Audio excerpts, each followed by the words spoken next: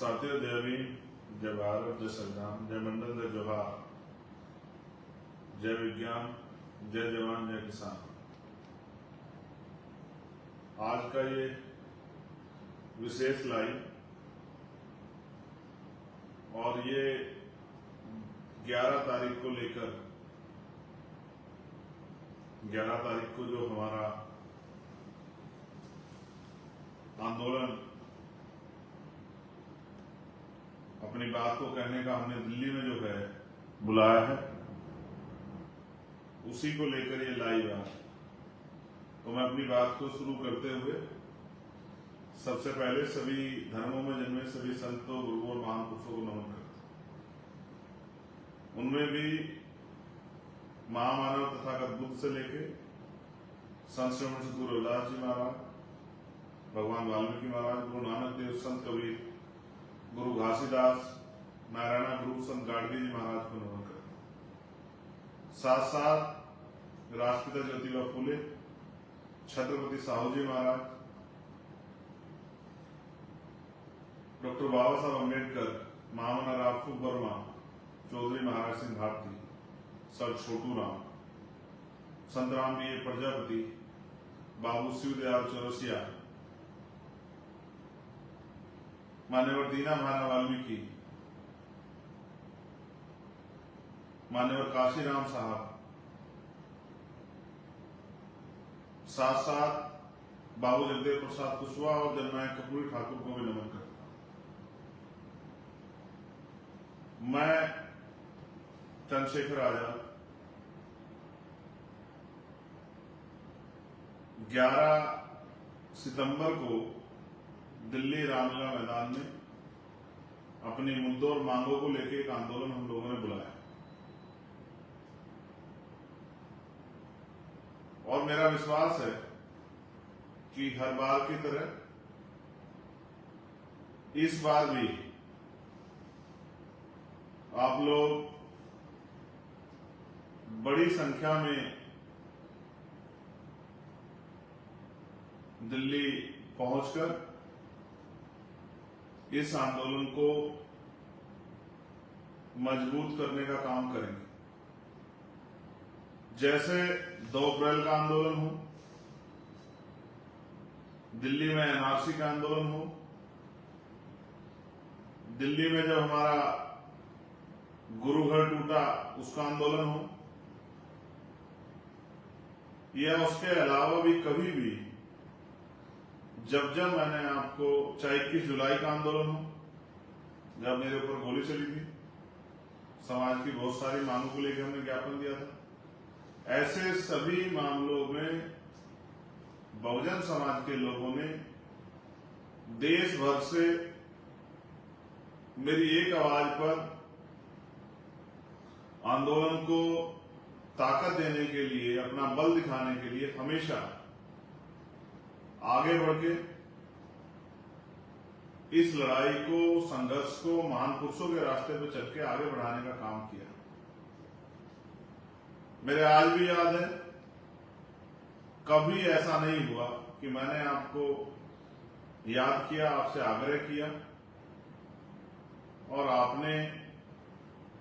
मेरे आग्रह को स्वीकार नहीं किया। जब मैंने आग्रह किया, आप लोगों ने काम छोड़ के, भूख प्यास की चिंता न करते हुए, अपने छोटे छोटे साधनों से, बस, ट्रेन, प्राइवेट गाड़ियों से, कई बार तो पैदल भी हमारे साथियों ने अन्य प्रदेशों से चलकर समाज में जो लोग सोए हुए हैं उनको भी संदेश देने का काम किया कि हमें सब लोगों को मिलकर दिल्ली पहुंचकर आंदोलन को ताकत देनी चाहिए। इस बार में महत्वपूर्ण रूप से भीम आर्मी आजाद समाज पार्टी के बहादुर योद्धाओं को और बहुजन समाज के लोगों को कहना चाहता हूं कि जिस तरह से सरकार ने निजीकरण करके हमारे लोगों को मिलने वाले संवैधानिक अधिकारों को खत्म करने की एक कोशिश की है, जिस तरह से सुप्रीम कोर्ट के ऑर्डर के बाद रिजर्वेशन इन प्रमोशन लागू नहीं किया गया है, जिस तरह से बैकलॉग देश में अभी नहीं भरा गया है, जिस तरह से क्रीमी लेयर का सिद्धांत लागू करके संविधान के द्वारा प्रदत्त जातिगत आरक्षण की हत्या करने का प्रयास किया जा रहा है, जिस तरह से ईडब्ल्यूएस देकर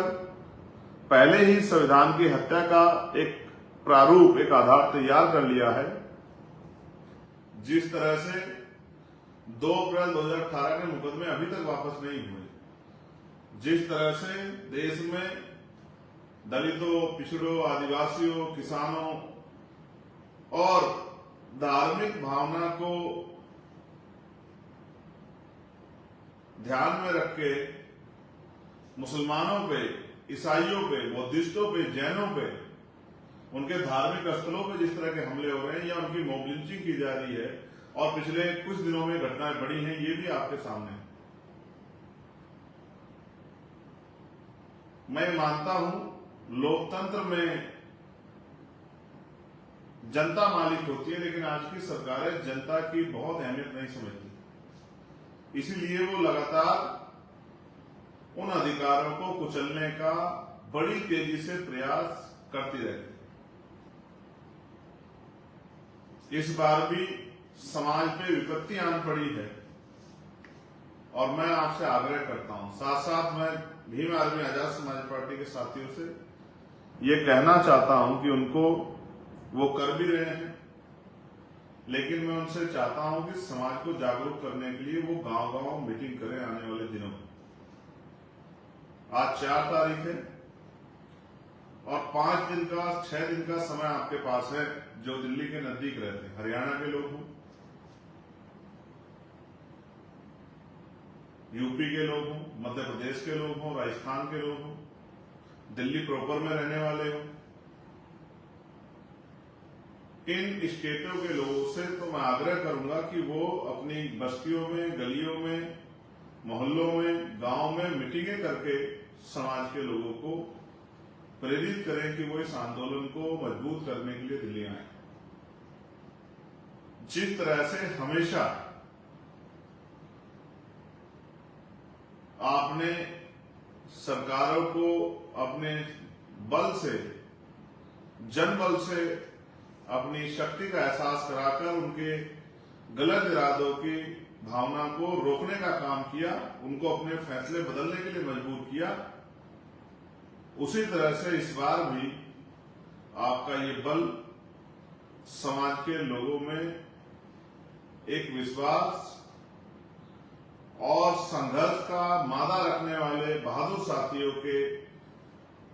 भरोसे को मजबूत करने का काम करे। आप जानते हैं कि लगातार आरक्षण पे हमले हो रहे हैं, कभी लेटरल एंट्री से, कभी संविदा से, कभी ठेकेदारी से, कभी आउटसोर्सिंग से, या रोस्टर में SC, ST, OBC के बच्चों को अवसर ना देना पड़े तो एकल पद्धति के आधार पे नियुक्तियां निकाल के जो है आवेदन निकाल के आरक्षण को समाप्त करने की साजिश की जा रही है। और फिर 69,000 शिक्षक भर्ती में जो घोटाले हुए या और जो भर्तियों में घोटाले हुए वो भी हमारे सामने है। जैसे अभी 2700 साइंटिस्टों का आंकड़ा मेरे सामने आया जिनकी नियुक्तियां की गई, उनमें से एक में भी आरक्षण का फॉर्मूला लागू नहीं किया। हमें और आपको तय करना है कि अगर हम लोगों ने संघर्ष नहीं किया तो हमारे आने वाली नस्लों का क्या हो, और अगर हम जीते जी अपने अधिकारों की रक्षा नहीं कर पाए तो फिर आने वाली पीढ़ियां हमसे जवाब मांगी। मैं ये भी आपको बताना चाहता हूं, इस बार आपकी जिम्मेदारी कुछ बढ़ जाएगी, क्योंकि कल मैं अगले 3-4 दिन के लिए देश से बाहर जा रहा हूं।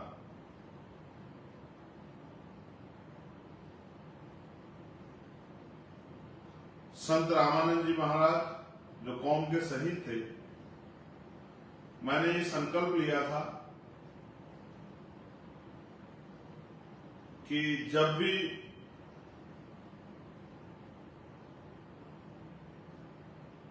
मैं लोकसभा जीतने के बाद और मेरे पास पासपोर्ट होगा कि मैं दूसरे देश में जा सकता हूं, तो किसी भी चुनाव का हिस्सा मैं तभी बनूंगा जब मैं संत रामानंद जी की शहीदगी स्थल पर नमन करके माथा टेक के आ जाऊंगा। मैंने उनके जीवन से संघर्ष करना और त्याग करना और अपने जीवन को समाज के नाम बलिदान करना सीखा है। हरियाणा में चुनाव में और जम्मू में मैं अपने वचनों के प्रति, अपनी बात के प्रति संकल्पित हूं, इसीलिए मैं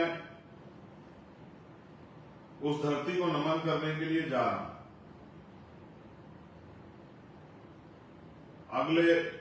4 से 5 दिन मैं वहीं रहूंगा, उसी धरती को नमन करने के लिए नतमस्तक होके उस बलिदान संघर्ष की प्रक्रिया को आगे बढ़ाने के लिए, उस समर्पण के भाव को आगे बढ़ाने के लिए और अपने बाद अपने साथियों में उस समर्पण के भाव को आत्मसात करने के लिए, उन तक पहुंचाने के लिए मैं वहां जा रहा हूं। मैं आपसे उम्मीद करता हूं हर बार मैं यहां रह के आप लोगों को फोन के माध्यम से, जूम मीटिंगों के माध्यम से और माध्यमों से आपसे अपील करता था कि आप आंदोलन कामयाब करें, जिम्मेदारी समझे। इस बार आपको जिम्मेदारी स्वतः उठानी है, क्योंकि ऐसा नहीं कि अब मैं अकेला इस काम को आगे बढ़ा रहा हूं। अब इस आंदोलन में पहले से भी हमारे राष्ट्रीय स्तर के सभी पदाधिकारी और हमारे बूथ तक का अंतिम कार्यकर्ता, हमारा भाई, हमारी बहन, हमारे परिवार के साथी, वो भी अपनी पूरी जिम्मेदारी को अदा कर रहे हैं। तो इस बार मैं आपसे उम्मीद करूंगा कि 11 तारीख को जब मैं आपके बीच आंदोलन में पहुंचूंगा दिल्ली रामलीला मैदान में, तो नजारा वैसा ही होगा जैसे हर बार आपने इस शक्ति को बढ़ाने का काम किया, ताकत को बढ़ाने का काम किया। आज हम जो कुछ भी हैं वो अपने बहुजन समाज की वजह से हैं। अभी देश में बहुत सारी चीजें होनी बाकी, जैसे ठेकेदारी प्रथा खत्म होनी बाकी, जैसे मंडल कमीशन की सारी सिफारिशें लागू होनी बाकी, जिस तरह से संख्या के आधार पर आरक्षण की व्यवस्था होनी बाकी,